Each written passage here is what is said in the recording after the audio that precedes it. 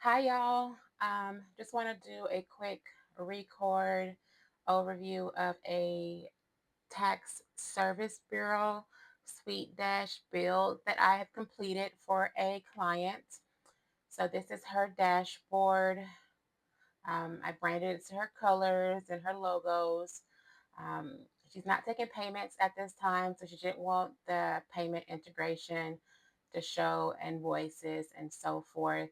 I do have a couple of action buttons on your dashboard: send message, view documents, appointments, view your pipeline, missing documents, software delivery, and bank status. I'm going to open a few of them up. I'm going to try to open some up without showing any client details because it is an active account. So for the missing documents, let's start here. When you click it open, you're able to do a drop down and select who you're working with. So I am in here as a test client, and I'm going to select if, once I select my name, I can select if I'm a preparer, a ERO, or a service bureau. Once I select those items, I'm able to then go in and actually type exactly what I'm missing. So this is an ERO, so maybe I'm missing an EFIN summary and a comma valid ID.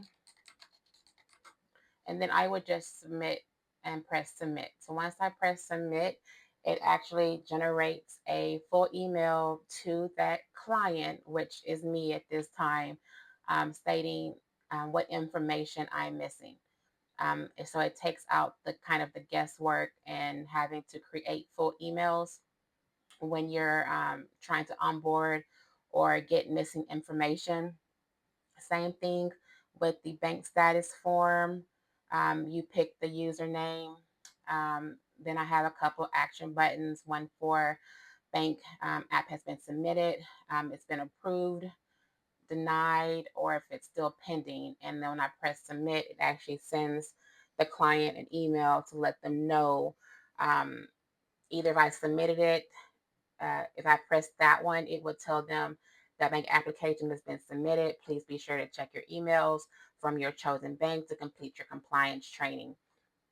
Um, Another one is the software delivery. So a lot of people have really liked this one. Um, you pick the name again of who you're working with. You select if they're a P10 ERO or Service Bureau, and then you simply enter in their links. So the tax layer URL, the username, temporary password, and then their taxes to go because she works with tax layer. And then you would press submit, and it would submit, generate a beautiful document with their links, hyperlinks as well.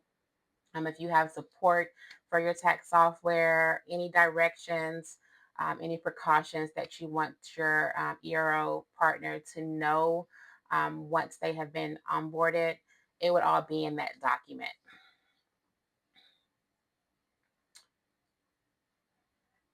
And let me show you kind of what that document looks like.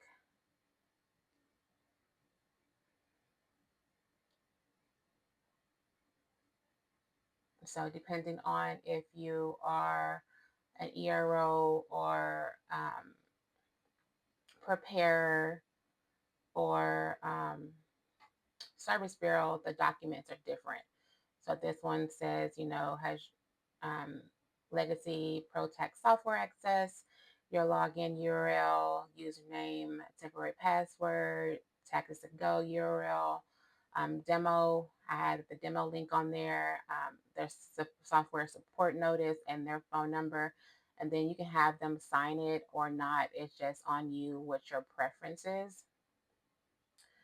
And then I wanted to go over the dashboards. So I did create a few dashboards.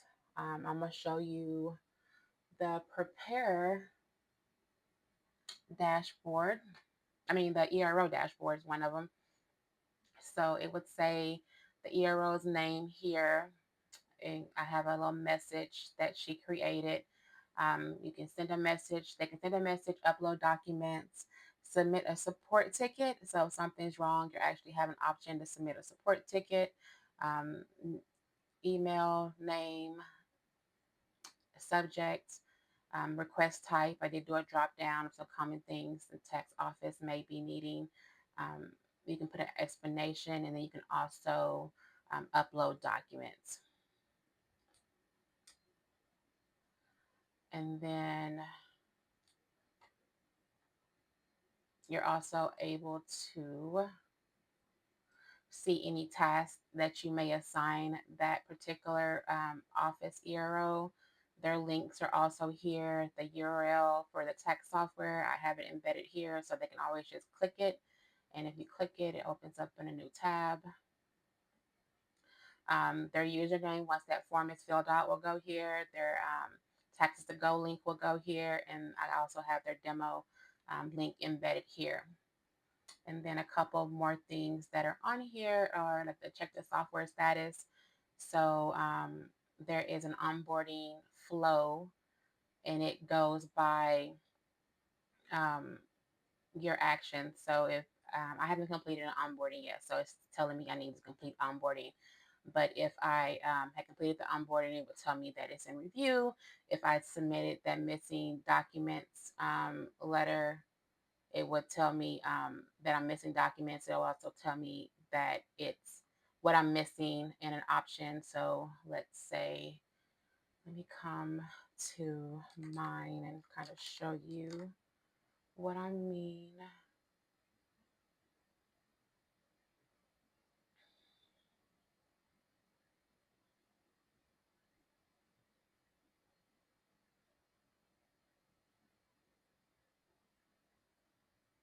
Trying to log in to view my account. Give me just a second. Um, but another thing that are, oops, give me 1 second. Oh, is that her software?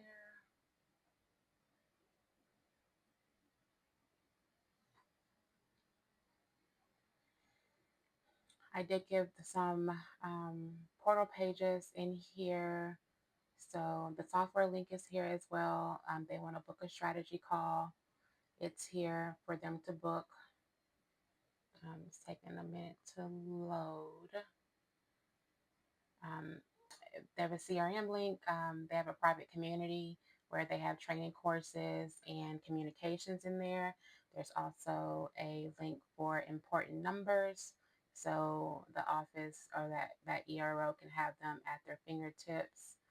Um, there is also a option for transcript codes. So some common transcript codes that may be available for your client. There's also a few tax resources. Um, and then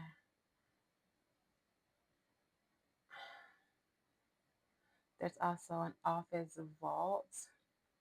So these are a bunch of different files that are available if you have resources that you want to share with your team for them to have.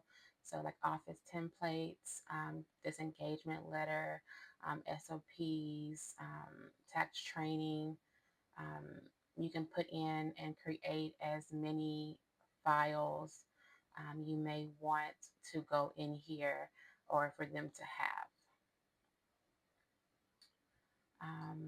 And then there's also an onboarding flow, which is one of the great things that I really like about this system because you're able to actually get a full onboarding flow and get everything signed that you need um, at once. So the first thing they'll see when they log in, and so With SuiteDash, you have a registration link.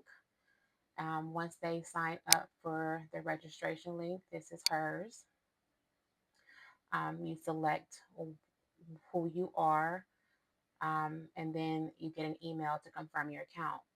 You can set up your portal to where once they select that and confirm their account, that they are immediately put into an onboarding. So you don't have to worry about assigning the onboarding. So this is the ERO onboarding. So here is her agreement. She's actually able to um, read and sign the agreement. And once you print your name, you're actually able to sign your name. And then you can have it to where this document actually generates an actual document, and it is time stamped, IP address is stamped, and it stays saved in the client's portal and your portal. And then you have your intake for the software. So all the information that you're needing, you're able to upload files via picture or your phone with a picture, or from your documents. And then you're actually able to schedule an onboarding call as well. So that is the kind of the flow. And then I made them her flow for like P10 renewals. So November 15th of every year, it's automatically set up to anybody that is a P10, whether it's a P10 lead or a P10 on November 15th.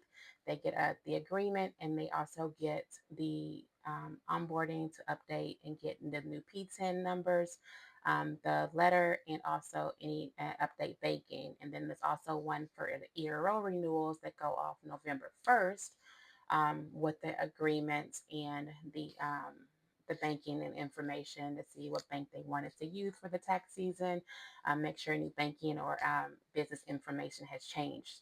So those two are set up to go off annually for the office, so they don't have to worry about